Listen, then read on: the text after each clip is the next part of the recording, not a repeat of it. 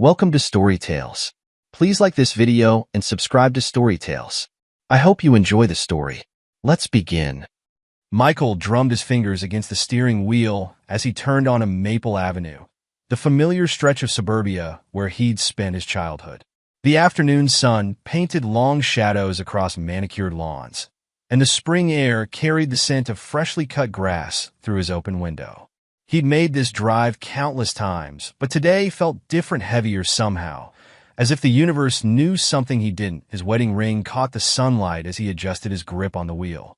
7 years of marriage, and lately things had felt off. Little things. His wife working late more often, missing their usual Sunday brunches, keeping her phone face down on the table. He'd brushed it all aside, telling himself he was being paranoid. After all, they'd built a life together.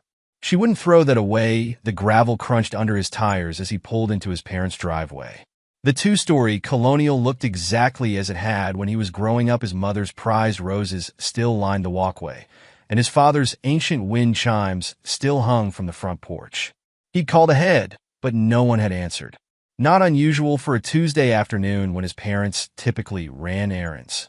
Just a quick stop, he muttered to himself, reaching for his coffee in the cup holder.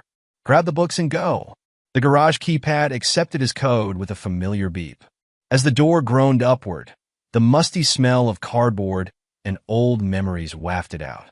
His mother's organizational skills were on full display, boxes stacked precisely, each labeled in her neat handwriting. Christmas decorations, tax records 2015 to 2020, Jake's trophies. He noticed there wasn't a box for his own achievements. Michael moved deeper into the garage, scanning the labels.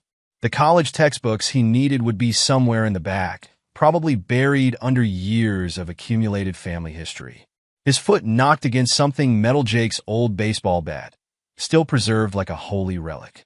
His mother had kept everything of Jake's, while Michael's belongings had slowly disappeared over the years, relegated to garage sales or donation bins. That a car door slammed somewhere nearby. He paused, a box half lifted in his arms.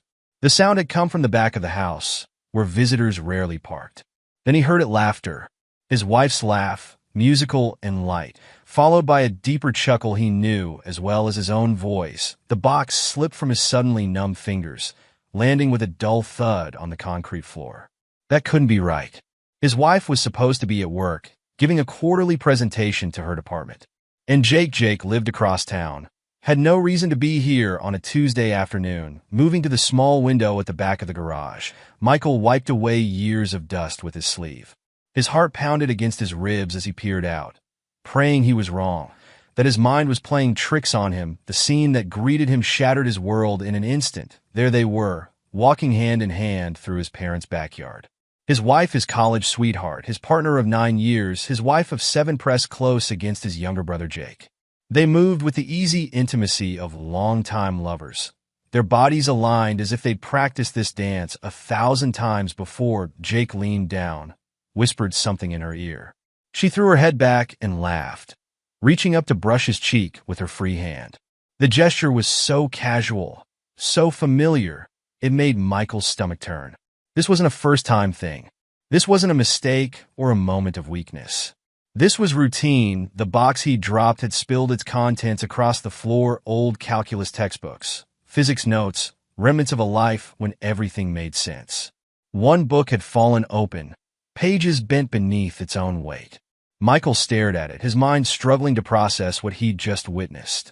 The equations on the exposed pages swam before his eyes, variables and constants blurring together like his thoughts.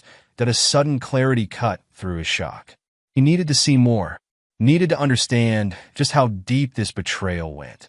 His legs carried him automatically toward the house's back door, his footsteps echoing in the garage like drum beats, counting down to confrontation. The kitchen door opened silently. He'd fixed that squeak himself last summer, one of many household repairs he'd done to help his parents. The irony of that maintenance, making it easier to catch his wife's infidelity, wasn't lost on him. His mother stood at the counter, arranging flowers in a crystal vase he recognized as a wedding gift from his wife's parents. White chrysanthemums, his wife's favorite flowers. How many times had his mother arranged these flowers for their secret meetings? Michael, his mother startled, nearly dropping the flower she was holding. "I didn't expect you today." Her voice held a note of panic he'd never heard before he could respond. The back door opened. Jake entered first, his confident stride faltering slightly when he saw Michael. His wife followed, her face draining of color so quickly she seemed to age years in seconds. Time seemed to freeze as they all stared at each other. The afternoon sun streaming through the kitchen windows, illuminating dust motes that danced in the air like tiny accusers. The only sound was the gentle ticking of his mother's antique wall clock, counting down the seconds until someone broke this terrible silence. Through the window behind them, Michael could see the garden where he and Jake had played as children, where he'd proposed to his wife on Christmas Eve 7 years ago, where his mother had hosted countless family barbecues. All those memories felt tainted now, corrupted by whatever had been happening here while his back was turned. "What the hell is this?" His voice came out as a hoarse whisper, each word scraping against his throat like broken glass. His mother quickly stepped between them, her hands raised placatingly. The gesture seemed rehearsed, as if she'd anticipated this moment. "Now, Michael, let's all stay calm." Calm? The word tasted like acid in his mouth. Each breath felt like inhaling broken glass. "You knew about this?" His mother's expression shifted from concern to something harder, more familiar, the look she'd given him countless times growing up when he'd disappointed her. "These things happen, dear. Sometimes people just grow apart." Grow apart? Michael stared at his mother in disbelief, his hands clenching and unclenching at his sides. "They were sneaking around in your backyard, in my parents' house." "Don't be dramatic," his mother said, her tone taking on that dismissive edge he'd heard so many times before. She adjusted her pearl necklace, a nervous habit he'd noticed whenever she was about to say something particularly cruel. "Your wife has needs, Michael. If you'd taken better care of yourself instead of letting yourself go." The words hit him like physical blows. He looked down at himself. True, he'd gained some weight since college, maybe 30 pounds. The long hours at his accounting firm meant more takeout than gym time. But to hear his own mother use that to justify this betrayal. "Mom." Jake stepped forward, placing a hand on their mother's shoulder. The gesture screamed of practiced familiarity, of countless private conversations Michael hadn't been privy to. "Thanks for understanding. We didn't want him to find out this way, but maybe it's for the best." Michael's wife hadn't said a word. She stood slightly behind Jake, her hand clutching the back of his shirt like an anchor.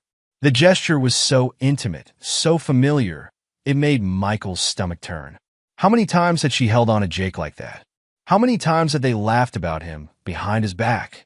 "How long?" he demanded, his voice dropping to a dangerous whisper. Jake met his eyes with an almost pitying look, the same expression he'd worn when Michael had lost the state championships in high school. "Does it matter?" "How long?" 3 months. His wife finally spoke, her voice quiet but steady.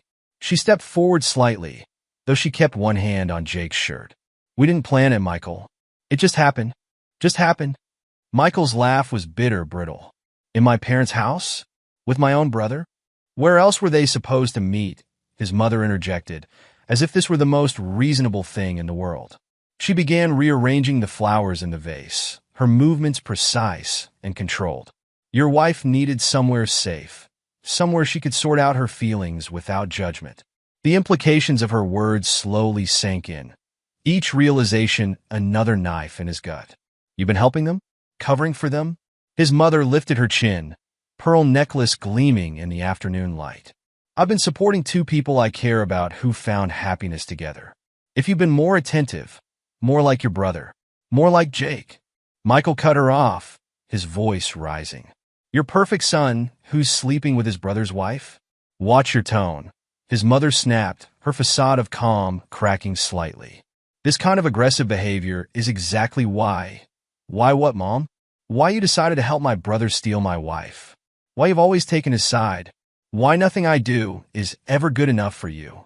Jake's smug smile was the final straw. "Come on, bro. You had to know she was out of your league from the start. Remember how surprised everyone was when she said yes to your proposal." Michael's fists clenched at his sides, knuckles white with restraint. The urge to lunge at his brother, to wipe that self-satisfied look off his face, was almost overwhelming. But something deeper, colder, was taking root inside him. This wasn't just betrayal, it was conspiracy. His own family had conspired against him. "You're all dead to me," he said, his voice deadly calm. The words felt like ice in his mouth, but they carried the weight of absolute truth. "All of you. Don't be melodramatic," his mother sighed, turning back to her flowers. "This isn't helping anyone. Why don't we all sit down and discuss this like adults? I made your favorite coffee cake this morning." "Discuss what?" Michael's voice cracked like a whip. "How you helped my brother seduce my wife. How you gave them a place to meet behind my back. Or should we discuss how you're actually defending them?" His wife stepped forward, reaching for his arm. "Michael, please." He jerked away from her touch as if it burned, backing up until he hit the counter. Don't you dare touch me. This is exactly why she came to me," Jake said, wrapping an arm around Michael's wife's shoulders. The possessive gesture made bile rise in Michael's throat. "You've always had anger issues, bro. She deserves better than walking on eggshells around you." "Anger issues?" Michael's laugh was hollow. "You fuck my wife, and I'm the one with issues?" "Language," his mother snapped. "This is exactly what I'm talking about. Jake would never what? Never betray his family? Never lie? Never sneak around like a coward. Duh. That's enough." His mother's voice rose sharply. "I won't have you speaking to your brother that way in my house." Michael looked at each of them in turn. His mother's disapproving frown, Jake's smug superiority, his wife's guilty but defiant expression. Everything he thought he knew about his family was crumbling around him, revealing the rot that had always lurked beneath the surface. "You know what? Keep her," he said to Jake, each word precise and measured. "You deserve each other. And Mom, congratulations. You finally have the perfect family you always wanted." "Michael, wait," his wife called after him, but he was already walking away. "Let him go," he heard Jake say. "He'll calm down eventually. He always does. I'll make some tea." His mother's voice followed him. "Jake, dear, help me with these flowers." Their voices faded as Michael walked out, each step carrying him further from the life he'd thought he had. In the driveway, he got into his car and sat there for a moment, hands gripping the steering wheel until his knuckles turned white. The afternoon sun still shone cheerfully, birds still sang in the trees, and his mother's roses still bloomed by the front walk.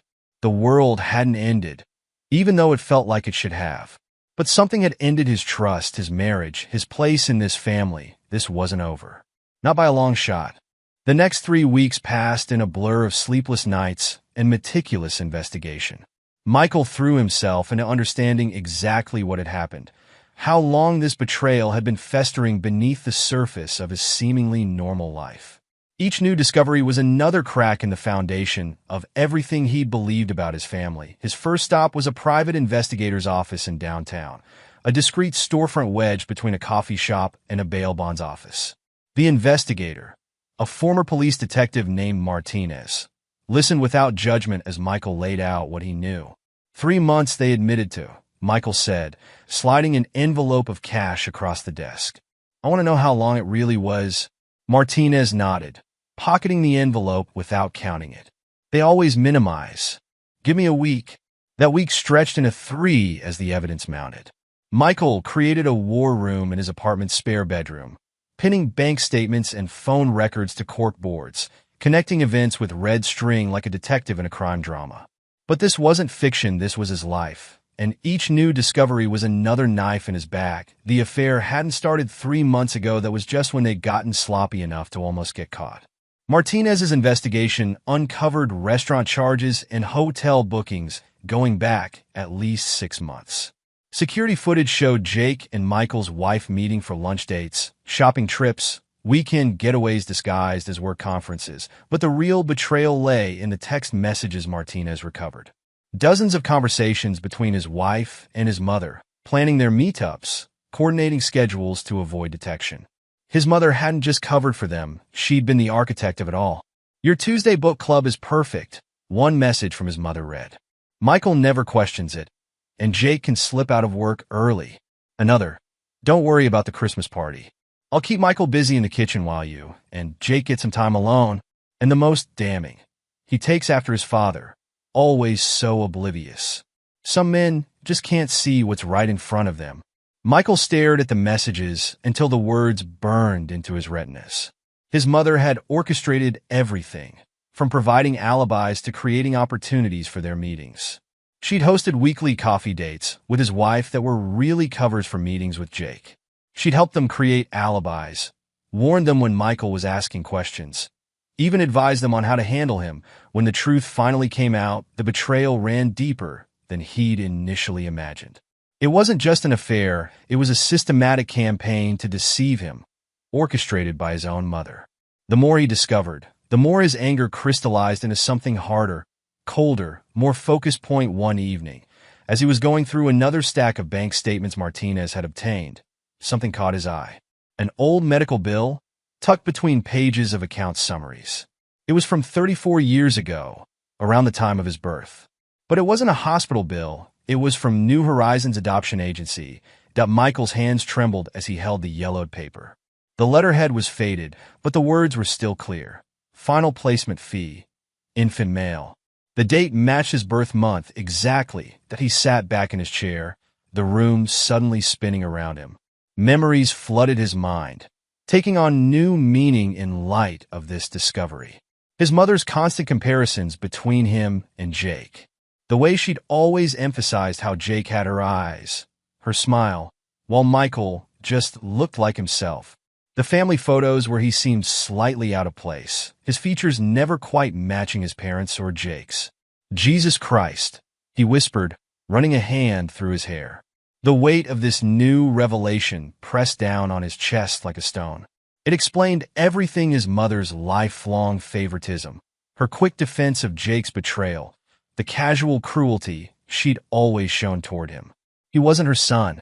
He was an outsider, an intruder in the perfect family she'd wanted. With hands that shook slightly, he opened his laptop and navigated to a DNA testing services website. For kits, he decided, one for himself, one for Jake, and two for his parents. Getting their samples would be tricky, but he'd figure something out. He had to know the truth. That he spent the next hour creating a detailed plan in his notebook. His mother's weekly bridge club would provide an opportunity to collect DNA from their coffee cups. Jake's gym habit meant regular water bottle disposal. It wouldn't be easy, but nothing about this situation had been easy. As he wrote, his phone buzzed with a text from Martinez. Got something big. Meeting tomorrow, 9 a.m. Michael stared at the message, then at the adoption agency bill, then at the wall of evidence he'd assembled. This wasn't just about his wife's infidelity anymore. This was about his entire identity, about decades of lies and manipulation. Every memory of his childhood now needed to be re-examined through this new lens. That he thought about all the times his mother had praised Jake while criticizing him. All the family gatherings where he'd felt slightly out of place, but couldn't explain why. All the subtle ways she'd shown her preference for her real son while treating Michael like an obligation, a charity case she'd taken on and now regretted. You've always been different, she'd told him once, during a particularly heated argument in his teenage years. At the time, he'd taken it as another criticism. Now he understood it had been a confession. Sitting in his apartment, surrounded by evidence of his family's betrayal, Michael made a promise to himself. He would uncover every lie, expose every secret, and make them all pay for what they'd done to him. The game they'd started with their betrayal was far from over. In fact, it was just beginning. They thought they'd broken him, but they'd only succeeded in setting him free. Free from the obligations of family loyalty, free from the constraints of conventional morality. They'd created their own worst nightmare, and soon they would understand exactly what that meant. Michael smiled as he began to plan his next move. In his mind, he could already see the dominoes falling, one by one, each revelation leading to another until their carefully constructed world of lies came crashing down around them. They had no idea what was coming. Michael sat across from Detective Martinez in the investigator's cramped office, watching as the older man spread photos across his desk. Early morning sunlight filtered through dusty Venetian blinds, casting striped shadows across the evidence of Jake's secret life. Your brother's been busy, Martinez said, tapping one photo showing Jake entering an underground casino. 3 visits last week alone, always during his supposed lunch meetings. Tell me everything, Michael leaned forward, his voice steady despite the anger simmering beneath the surface. Martinez pulled out a thick folder. Jake's got a gambling problem, a big one. He's been hitting underground poker games, illegal betting rings, the works. Based on my sources, he's in deep with some dangerous people. How deep? 200 grand minimum. Maybe more. Martinez slid over a spreadsheet of transactions. He's been moving money around, trying to cover his tracks, using company accounts to pay his debts. Michael studied the numbers, his accountant's mind quickly spotting the patterns. He's embezzling from his own firm, cooking the books like a master chef. Martinez handed him another document. He's created fake vendors, ghost contracts, the whole 9 yards. Been doing it for months. His partners don't suspect anything. They trust him. That's always the key, isn't it? Martinez's smile was grim. Just like you trusted him. Michael nodded slowly, pieces clicking into place. What about his professional conduct? That's where it gets interesting. Martinez pulled out another file. Remember that big case he won last year? The one that made him partner. The Maxwell lawsuit. Turns out he buried evidence that would have lost him the case. Paid off a key witness to change their testimony. Martinez leaned back. Your brother's not just a cheater in his personal life, he's dirty all the way through. Michael absorbed this information, his mind already calculating angles, seeing possibilities. Can you give me proof? Something concrete? Already did. Martinez patted a USB drive on his desk. Everything's here: bank records, witness statements, photos, recordings. Enough to ruin him professionally and maybe even put him behind bars. Perfect. Michael reached for his checkbook. What else? There's more about your wife and mother. Martinez hesitated. You sure you want to hear it? Every detail. Martinez pulled out his phone, playing a recorded conversation. His wife's voice filled the small office. I can't keep lying to him, Emma. Michael suspects something. His mother's reply was cold. Then you're not trying hard enough. Michael's always been slow to catch on, just like when he was a child. Remember what we discussed about the trust fund? The recording continued, revealing a conversation about accessing Michael's inheritance early, plans to have him declared mentally unstable if he discovered the truth. His own mother and wife, plotting to steal not just his marriage, but everything he had. Those bastards. Michael's whisper was barely audible. They were planning to take everything. There's one more thing. Martinez handed him a final document. I did some digging into that adoption agency lead you mentioned. Found this in their archived records. Michael stared at the paperwork, his hands trembling slightly. The document confirmed everything he'd been adopted through New Horizons Agency 34 years ago. But there was more. His biological parents hadn't given him up willingly. There were irregularities in the paperwork, suggestions of coercion and bribery. Your mother, Martinez said carefully. She used her family's influence to push through the adoption. There were other families ahead of them on the waiting list, but money talked. The whole thing was technically legal, but ethically. She bought me. Michael's voice was ice cold, like a designer handbag. Then spent the rest of my life regretting her purchase. What are you going to do? Michael stood, gathering the evidence into his briefcase. I'm going to destroy them. All of them. But I need to be smart about it. He turned to Martinez. I need you to keep digging. Every skeleton, every secret, every weakness, I want it all. This kind of revenge, Martinez warned. It can consume you. Michael's smile was sharp enough to cut. Good. Because I'm just getting started. He pulled out his phone, checking his calendar. Jake has a partners meeting next week. Time to light the first fuse. As he left Martinez's office, Michael's mind raced with possibilities. The evidence against Jake was just the beginning. He had the tools now to dismantle their entire world, piece by piece. They taught him an important lesson about family. Now it was time to show them what a good student he'd been. He dialed his phone as he walked to his car. Mr. Phillips? This is Michael. I need to meet with the managing partners at Jake's firm. It's about financial irregularities I've discovered. Yes, it's serious. Very serious. The trap was set. Now it was time to watch them fall. The DNA test results arrived on a rainy Tuesday morning. Michael sat in his car outside his parents' house, the envelope heavy in his hands. He'd collected the samples 2 weeks ago, his mother's coffee cup from her bridge club, Jake's discarded water bottle from the gym, His father's used tissues from a conveniently timed visit to drop off old photo albums. His phone buzzed. A text from Martinez. Partners meeting started. Package delivered. Michael smiled grimly. Right now, Jake's law firm partners were opening a detailed dossier of his brother's financial fraud and witness tampering.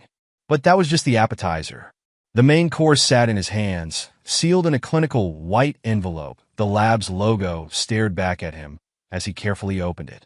His hands didn't shake. He was past that now.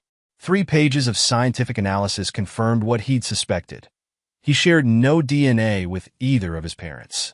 Jake, however, was their biological child. His phone rang. Jake's name flashed on the screen. "You son of a bitch." Jake's voice trembled with rage. "What did you do? Having a rough morning, brother?" Michael kept his tone light. "Or should I even call you that? The partners just suspended me. They're talking about an ethics investigation. Was this you? Karma's funny that way. How's that gambling debt working out for you?" A sharp intake of breath. "How did you? 200 grand is a lot of money, Jake. Especially when you're stealing it from your own firm. Tell me, did you think about that when you were fucking my wife? Listen to me very carefully." Jake's voice dropped to a threatening whisper. "You have no idea what you're doing. If you don't stop this right now, you'll what? Tell Mom? Go ahead. I'm heading there now anyway. Time for a family meeting." He hung up as Jake sputtered threats, then dialed another number. "Detective Romano? Yes, this is Michael.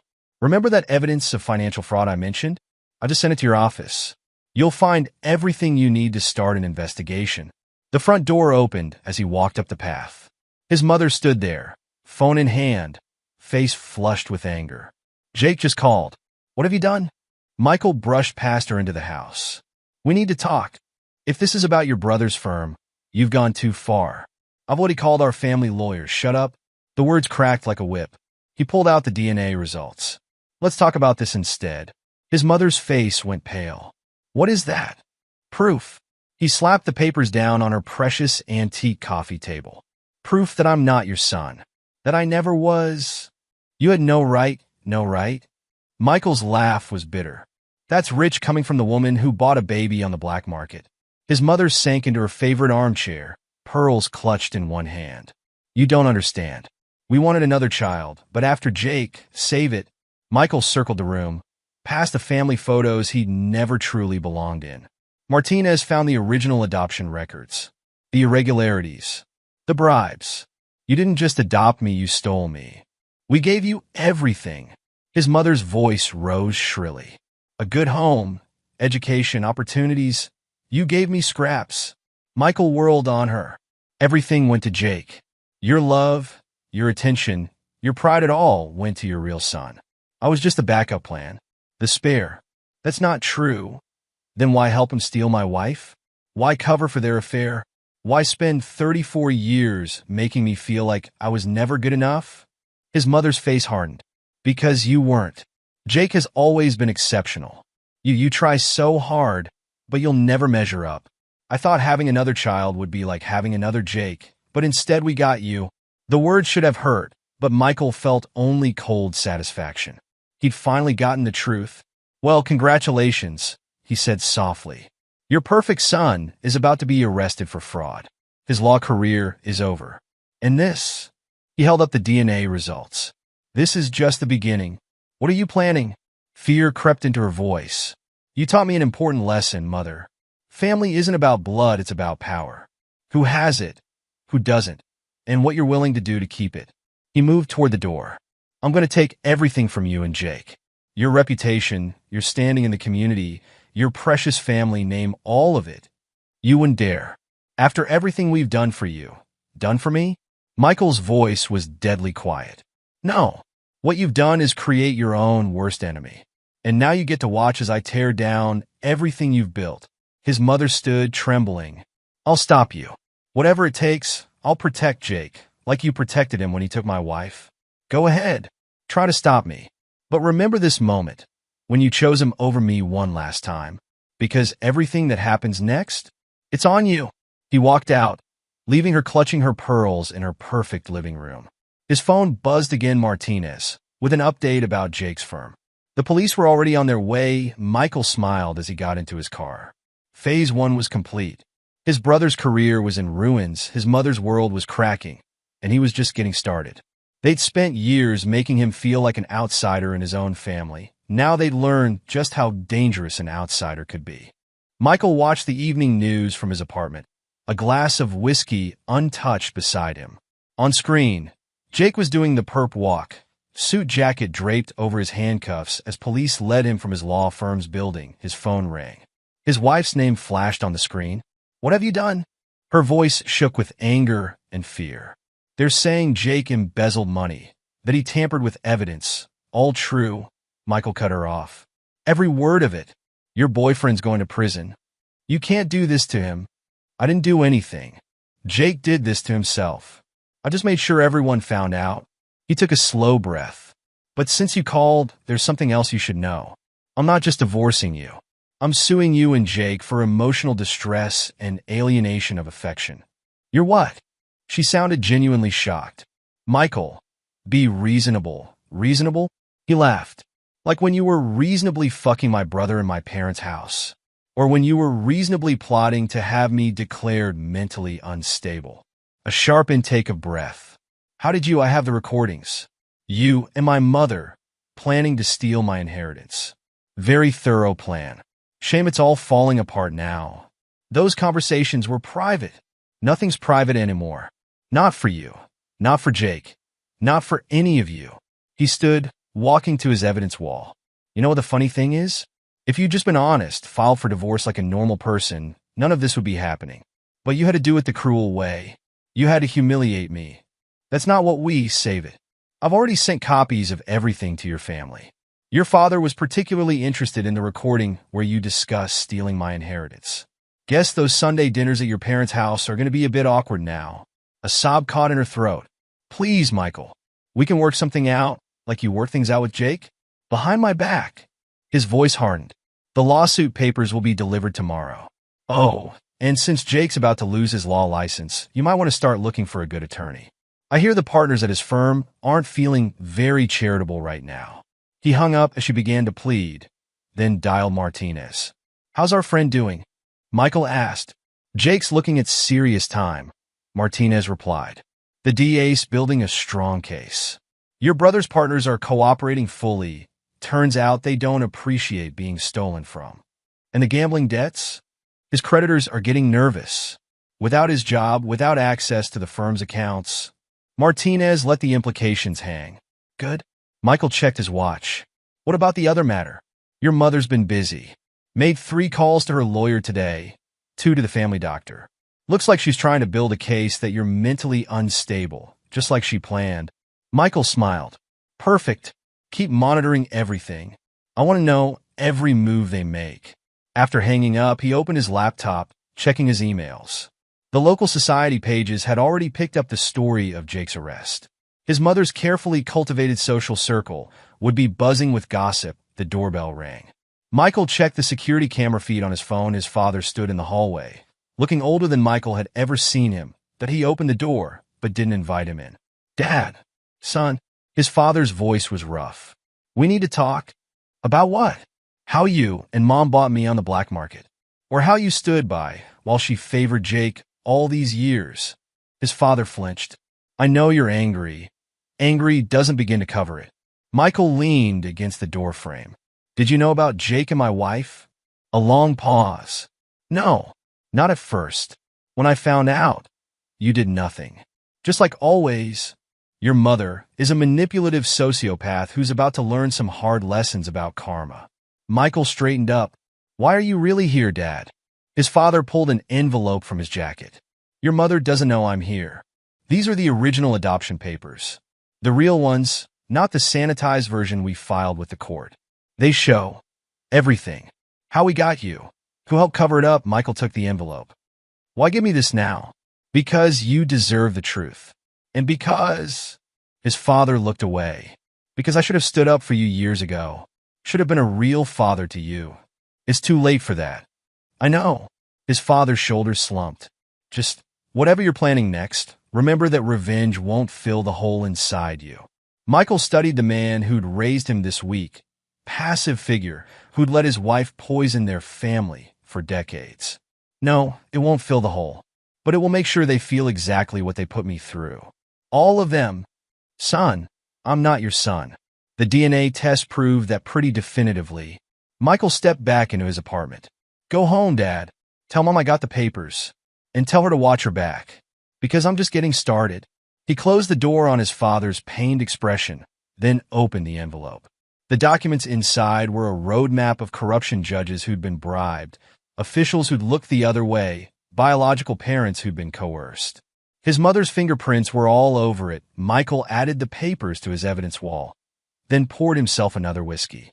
On TV, they were replaying Jake's arrest. His brother's face was a mask of shock and fear as the officers led him away. The evening news anchor's voice filled the room. More developments in the growing scandal at Matthews and Partners law firm. Senior partner Jacob Matthews was arrested today on charges of embezzlement and witness tampering. Sources say the investigation may extend to other members of the firm. Michael raised his glass to the screen. Cheers, brother. Hope prison food agrees with you. His phone buzzed with a text from Martinez. Your mother's calling an emergency meeting of her charity board tomorrow. Want me to leak the adoption story to the press? Michael typed back, not yet. Let her squirm a little longer. We're just getting to the good part.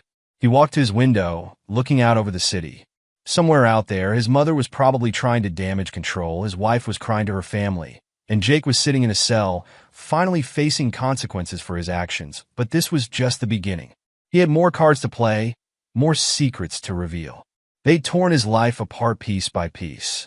Now he would return the favor.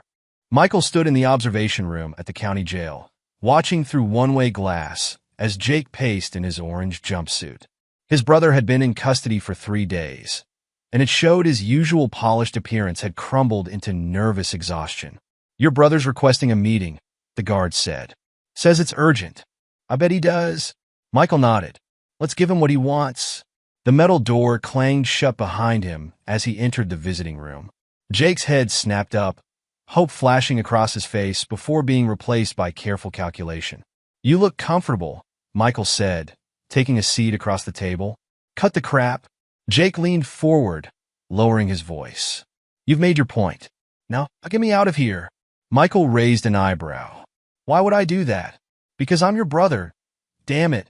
Jake slammed his hand on the table. A guard shifted, watching closely. You've had your revenge. Isn't this enough? Enough? Michael's laugh was cold. You fuck my wife, steal from your firm, and think 3 days in jail makes us even? I can make it right. Jake's voice took on a desperate edge. The firm, they'll drop the charges if I pay everything back. Mom's willing to help with the money. Of course she is. Her golden boy needs saving. What do you want from me? Jake's facade cracked further. An apology? Fine. I'm sorry. I never should have. Spare me. Michael held up a hand. You're not sorry you did it. You're sorry you got caught. There's a difference. The gambling debts, Jake whispered, glancing at the guards.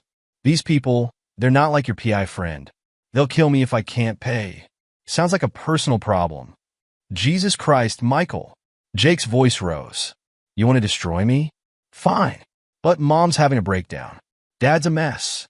Your wife is being sued for every penny she has. Michael smiled. How's that going, by the way? Her family must be thrilled about the recordings. Jake slumped in his chair. You've changed. The Michael I knew would never. The Michael you knew died the day he caught you in Mom's backyard. He stood up. You want to know the funny part? I found out I'm not even your real brother. Mom and Dad bought me on the black market. Explains a lot, doesn't it? What are you talking about? DNA doesn't lie, Jake. Unlike this family. Michael moved toward the door. Enjoy prison. I hear they love corrupt lawyers inside. Wait. Jake's handcuffs rattled as he stood. These people I owe money to, they'll come after the family. After Mom again, not my problem. Michael knocked for the guard. You chose this path, brother. Now you get to walk it alone? Back in his car, Michael checked his phone. 3 missed calls from his mother, 2 from his wife, and 1 from Martinez. He dialed the PI first. Got something big, Martinez said without preamble. Your mother's been busy. Made 4 calls to that adoption agency contact from 30 years ago. The one who helped arrange everything. Yeah, guy named Reynolds. Still works there. But here's the interesting part. He's on the board of your mother's favorite charity. The one she chairs. Michael smiled. Let me guess. She's trying to buy his silence? Bingo. Meeting set for tomorrow at the country club. Want me to make sure the press knows about it? No. Michael started his car. I'll handle this one personally. Send me everything you have on Reynolds. Time to add another piece to the board. He drove to his office, where a wall of evidence had grown into a war room. Photos, documents, and sticky notes covered every surface, each piece a weapon in his arsenal of revenge. His phone buzzed with a text from his wife. Please call me. My family's accounts are frozen. The lawsuit. We can work something out? He ignored it, focusing instead on the latest addition to his wall. A photo of Thomas Reynolds, the adoption agency official who'd helped his mother buy a baby on the black market. The man looked exactly like what he was, a bureaucrat who'd spent decades profiting from other people's desperation. That Michael's desk phone rang his private line. Mr. Matthews? A nervous female voice came through. This is Amanda from the Westbrook Country Club. Mrs. Matthews asked me to confirm your attendance at tomorrow's charity board meeting. She says it's vital you be there. Did she now? Michael leaned back in his chair. Tell her I wouldn't miss it for the world. He hung up and pulled up his mother's charity organization on his laptop. The Westbrook Foundation for Children's Welfare. The irony was almost too perfect. His office door opened. Martinez walked in, carrying a thick folder. Everything on Reynolds, the PI said, dropping the file on Michael's desk. Guy's got skeletons in his closet going back decades. Used the adoption agency to run a nice little side business in baby brokering. My mother's not the only one he helped. Not by a long shot. Rich families, desperate for children, willing to pay top dollar to skip the waiting lists. Martinez tapped the folder. Reynolds kept records. Detailed ones. Insurance, Michael mused. In case anyone tried to expose him. Exactly. But he missed one thing. Martinez pulled out a single sheet of paper. Your mother kept her own insurance. Found this in a safety deposit box she opened right after your adoption. Michael scanned the document, his smile growing colder. A confession. Reynolds admitted to everything in writing. The bribes, the forged papers, the threats to the biological parents. Your mother's smart. She made sure she had leverage over everyone involved. And now we have leverage over all of them. Michael stood, gathering the papers.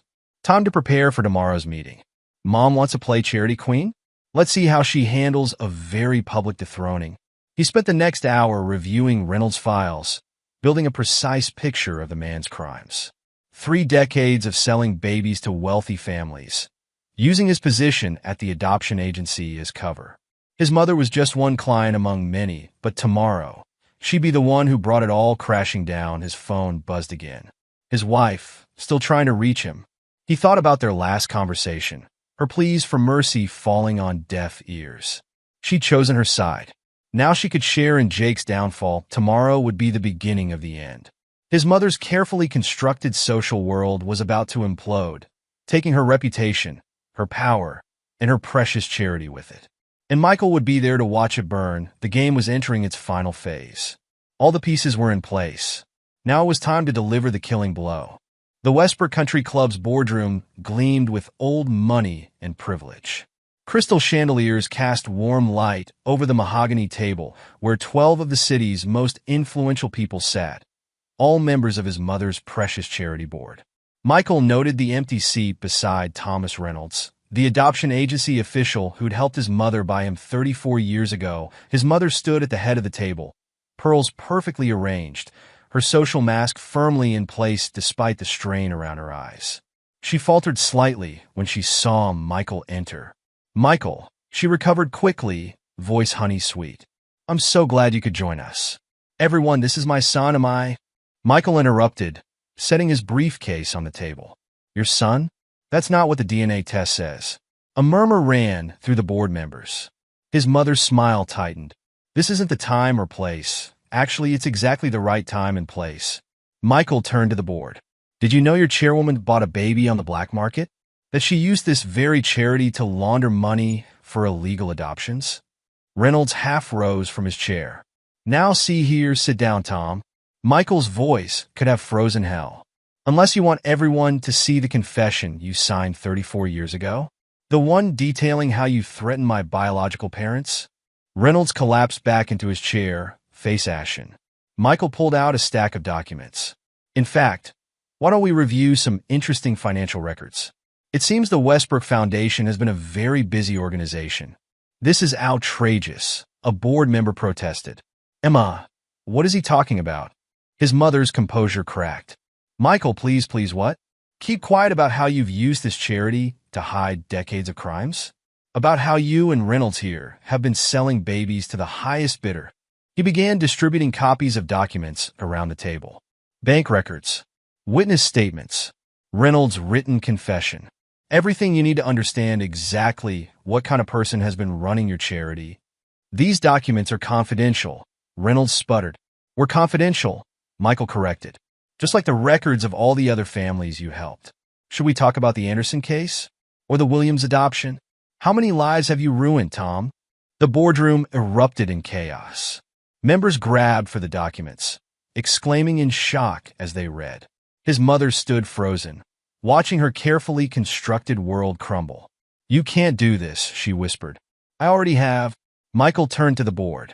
Oh, and before I forget, the police are on their way, along with reporters from every major news outlet in the city.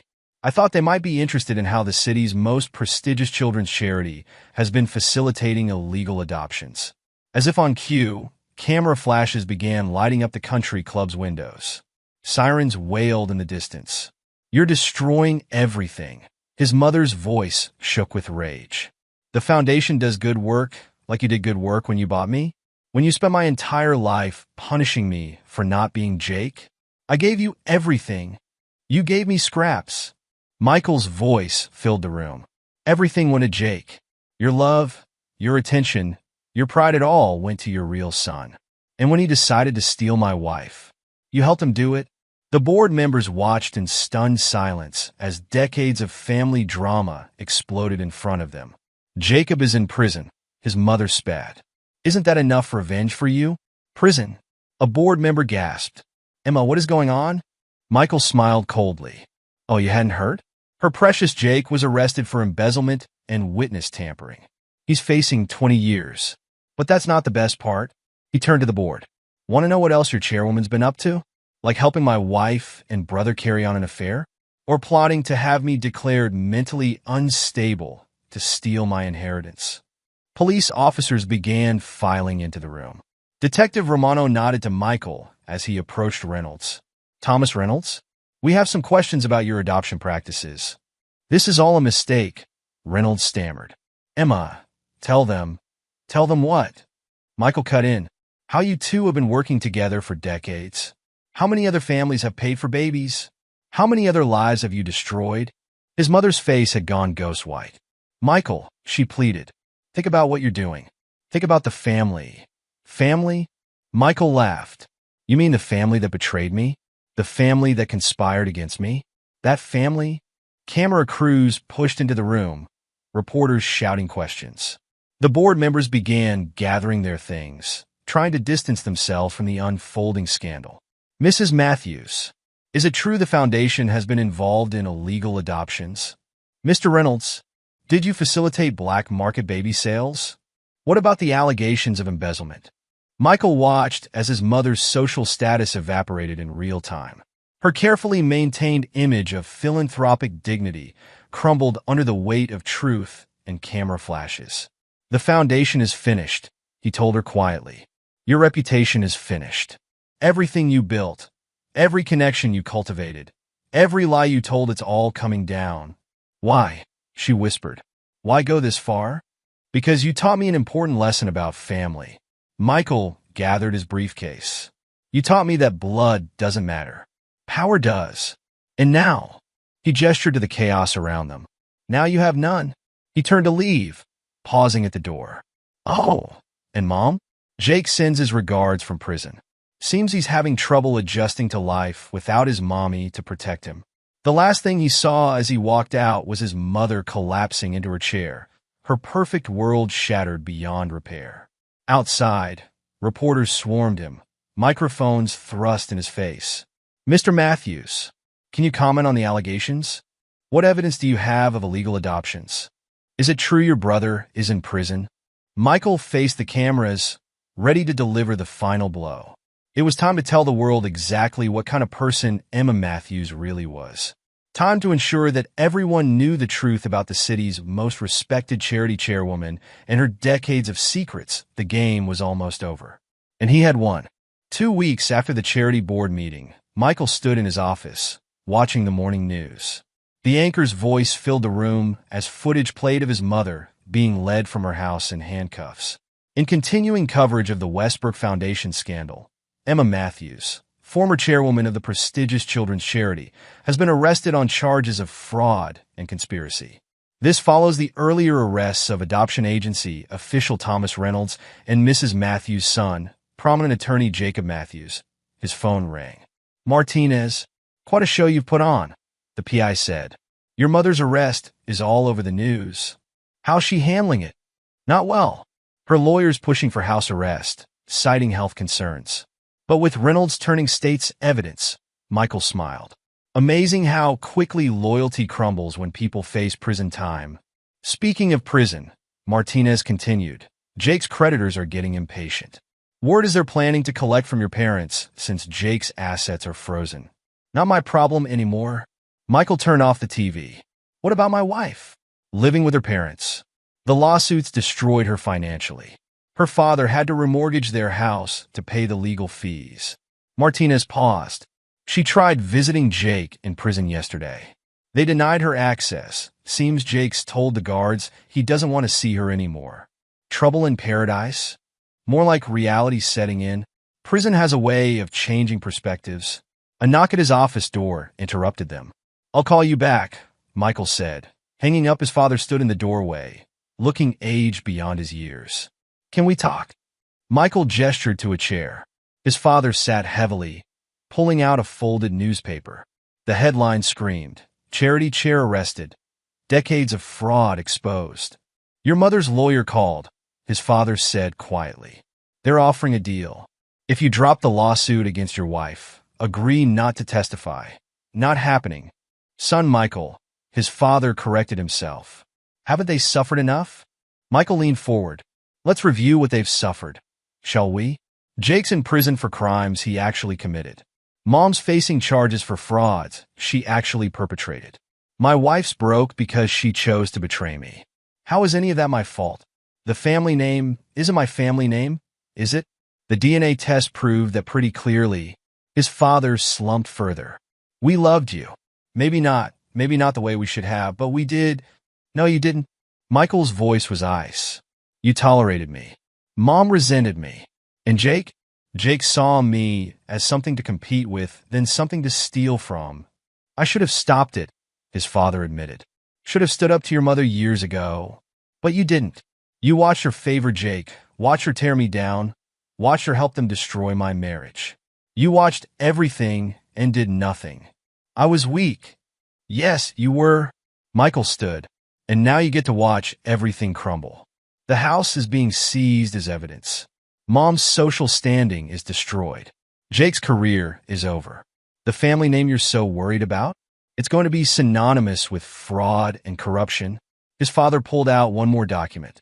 "There's something else you should know. About your biological parents." Michael held up a hand. "Stop. I don't want to know." "But they might. Might what? Want to meet me? Form a relationship." Michael laughed bitterly. "I've had enough family to last a lifetime." "They were good people," his father pressed. "Your mother and Reynolds, the threats they used, are all coming out in the trial." Michael moved to the door. "Go home, Dad. Take care of Mom. She's going to need it when the press camping outside finally gets a comment from her." After his father left, Michael returned to his evidence wall. Most of the documents had served their purpose now, but he kept them as reminders. His phone buzzed with a text from his wife. "Please. We need to talk. I'm staying at my parents' house. Just give me one chance to explain." He deleted the message without responding. Let her sit in her parents' house, dependent on their charity, watching her comfortable life slip away. Let her live with the consequences of her choices. His desk phone rang. "Detective Romano." "Thought you'd want to know," the detective said. "Reynolds is singing like a bird." Gave us everything on the adoption scams. Your mother's going away for a long time. And Jake, the DA's offering 20 years. With the evidence you provided about the witness tampering, he doesn't have much choice but to take it. Michael hung up and walked to his window. From his office, he could see the courthouse where Jake would be sentenced next week. The country club where his mother's empire had crumbled. The expensive neighborhood where his wife was hiding at her parents' house, all the pieces of their lives, scattered and broken. Just like they'd broken him, his secretary buzzed in. "Mr. Matthews? Reporter from the Times on line 1. They want to comment about your mother's arrest." "Tell them no comment." Michael turned from the window. "I've said everything I need to say." That evening, Michael drove to his parents' house one last time. He parked across the street, watching as police evidence teams continued their search. Crime scene tape wrapped the property like Christmas ribbons. News vans lined the street, hungry for any glimpse of the disgraced society queen. The roses his mother had tended so carefully were wilting, untended since her arrest. The precious lawn where she'd hosted charity events was trampled by police boots and camera crews. The perfect facade she'd maintained for decades was cracking, revealing the rot beneath. This house, this shrine to family lies, had witnessed it all. His wife and brother's betrayal, his mother's manipulation, years of favoritism and cruelty disguised as love. Now it was just another crime scene. Michael smiled as he drove away. They'd created this outcome themselves. With every lie, every betrayal, every moment they'd made him feel like an outsider in his own family. He'd just shown them what a real outsider could do. The game was over, and he'd won it all.